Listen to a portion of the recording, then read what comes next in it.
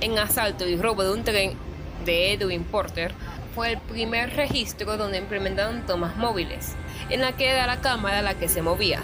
Estos movimientos de cámara se trataban de rotar desde su propio eje en sentido horizontal y vertical, sin desplazar la cámara.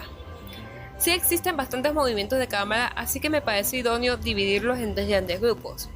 Movimientos de cámara sin desplazamiento, movimientos de cámara que exigen su desplazamiento y movimientos del lente de la cámara. Movimientos de rotación. Las posibilidades de girar la cámara permiten los planos que en términos generales se le conocen como panorámicos. Estos sirven de forma descriptiva para mostrar el entorno en el que se desarrolla la acción, pero debe conducir al espectador a un punto de interés relevante. Eso quiere decir que lo que se vaya a enseñar sea importante para la trama. Según la dirección en la que se haga el movimiento, tiene diferentes nombres. Tilt o panorámica vertical es el movimiento de giro vertical de la cámara desde un punto fijo. Un tilt up es un giro hacia arriba, mientras que un tilt down es un giro hacia abajo. Estos movimientos pueden tener los mismos efectos que un plano picado o contrapicado, acentuar la altura o profundidad o para indicar relaciones entre sujetos, que lo expliqué en mi video de ángulos. El tilt up genera una impresión de aumento de interés, emoción, expectación, esperanza y anticipación. Por el contrario, el tilt down se relaciona con una disminución de interés y emoción, decepción o tristeza. Paneo o panorámica horizontal es el movimiento de giro horizontal de la cámara desde un punto fijo. Si la cámara gira hacia la izquierda, es un paneo de izquierda, y si gira a la derecha, es un paneo de derecha, de forma descriptiva, y pueden producir dramatismo o seguir el movimiento del personaje. Movimientos de traslación. Estos movimientos son los que la cámara se desplaza junto con su eje sin que la cámara esté rotando en sí misma, y con este tipo de movimientos nos acercamos o alejamos de la acción. Y según la dirección de desplazamiento, independientemente del soporte que se use, sea carro, vías, dolly, hombro, grúa, etc., tiene diferentes nombres.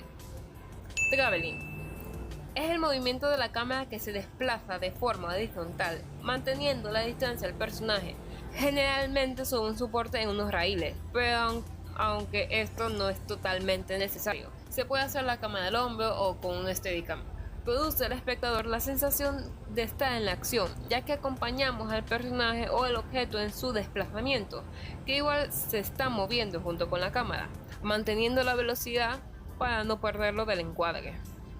Dolly es el traslado de la cámara acercándose o alejándose del personaje u objeto. Y con esta característica, la atención tiende a dirigirse hacia los márgenes del encuadre.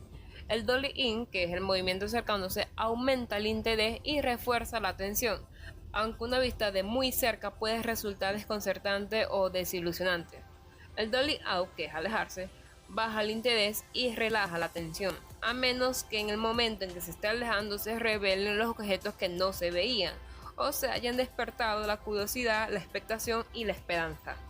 Este movimiento nos aleja o separa de una situación, remarcando un cierre, un final de una etapa o una situación determinante para el futuro. Nos sugiere o da tiempo para reflexionar sobre lo que termina de ocurrir.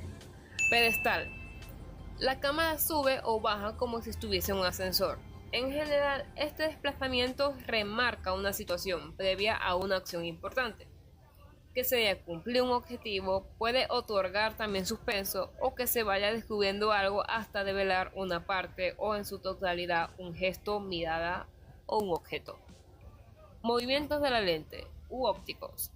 Antes de que piensen que no debería considerarse como un movimiento, aquí está el vacío legal, porque es un movimiento interno del lente de la cámara.